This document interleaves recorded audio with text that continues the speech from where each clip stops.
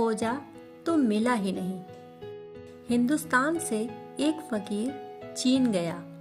उसका नाम बोधि धर्म था। चीन का सम्राट रास्ते पर उसका स्वागत करने आया। साम्राज्य में प्रवेश के समय बोधि धर्म का स्वागत किया तो उस समय सम्राट ने मौका देखकर कहा कि मैं बहुत अशांत हूँ, आप कुछ रास्ता बताएं। बोधि धर्म ने कहा, कल सुबह 3 बजे आ जाओ तो शांत कर देंगे। उस सम्राट ने बहुत से फकीरों से सवाल पूछे थे। किसी ने कुछ रास्ता बताया, परंतु यह आदमी अद्भुत मालूम पड़ता है। इसने कहा, कल 3 बजे आ जाओ, शांत कर देंगे।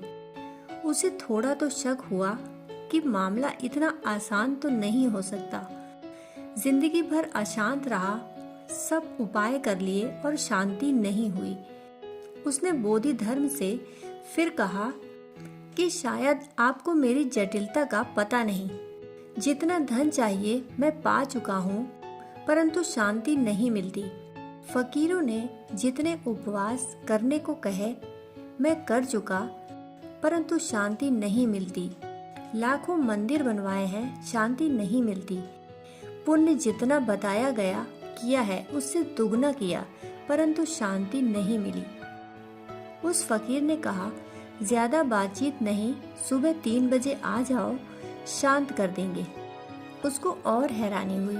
सोचा कि 3 बजे देखेंगे कि इस आदमी के पास आना ठीक भी है या नहीं। सीढ़ियां उतरता था मंदिर की जहां बोधि धर्म ठहरा था। आखिरी सीढ़ी पर पहुंचा था कि बोधि धर्म ने चिल्लाकर कहा कि सुन, मैं को साथ ले आना, नहीं तो मैं शांत किसको करूंगा। उसने कहा, और पागलपन। उसने कहा, जब मैं आऊंगा तो मैं तो साथ रहेगा ही। रात में उसने कई बार सोचा कि जाना कि नहीं, लेकिन फिर सोचा इतना हिम्मतवर आदमी भी कभी नहीं मिला जिसने कहा शांत कर देंगे। सुबह 3 बजे हिम्मत जुटाकर आया। सीढ़ियां चढ़ भी नहीं पाया था कि बोधि धर्म ने कहा कि मैं को साथ लाया या नहीं। सम्राट ने कहा, आप कैसी मजाक की बातें करते हैं, मैं आ ही गया हूँ तो मैं तो साथ आया ही है, तो मैं को साथ लाने की बात ही क्या है। उस बोधि धर्म ने कहा कि नहीं, मैं जान कर ही पूछता हूँ, मैं हूँ, तुझे दिखाई पड़ रहा हूँ, और फिर भी मेरा मैं अब मेरे साथ नहीं है, इसलिए मैंने कहा कि साथ लाया कि नहीं, अन्यथा मैं शांत किसको करूँगा। उस बोधि धर्म की बात उस सम्राट को कुछ समझ में नहीं आई। ठीक है, अब तू आ ही गया और तू कहता है साथ ले आया है तो बैठ, आंख बंद कर और पकड़ अपने मैं को कि कहाँ है, और पकड़कर मुझे दे दे तो मैं शांत कर दूं। उस सम्राट ने कहा, मुझे रात ही शक होता था कि नहीं आना चाहिए। आप किस तरह की बातें कर रहे हैं? मैं क्या कोई ऐसी चीज है जो मैं पकड़कर आपको दे दूं? तो बोधि धर्म ने कहा, मुझे ना दे सके छोड़, अपने भीतर खुद तो पकड़ ही सकता है।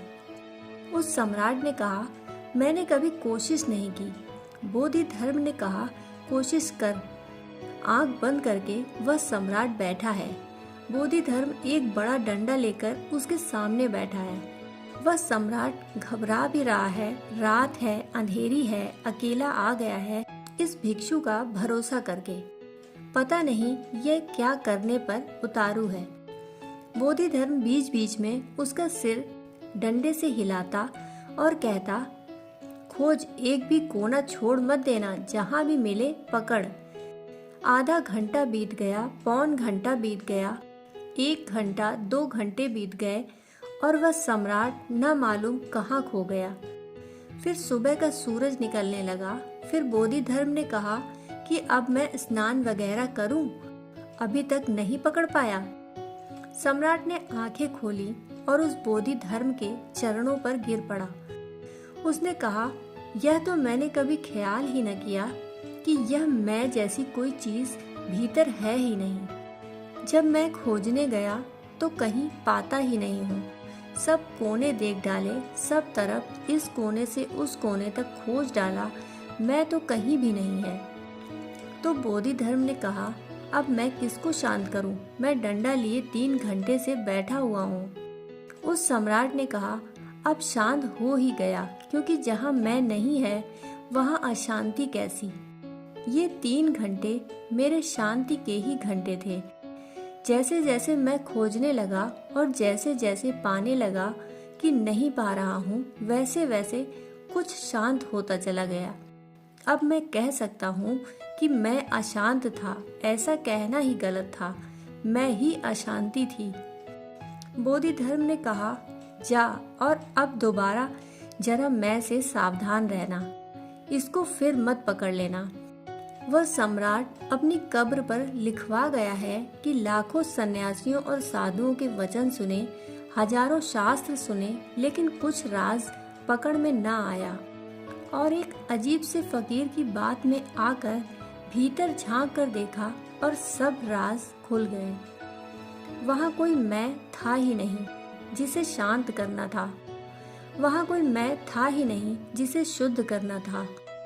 वहाँ कोई मैं था ही नहीं जिससे लड़ना था और जिससे जीतना था। वहाँ मैं था ही नहीं। दोस्तों, कहानी सुनने के लिए आपका बहुत बहुत आभार।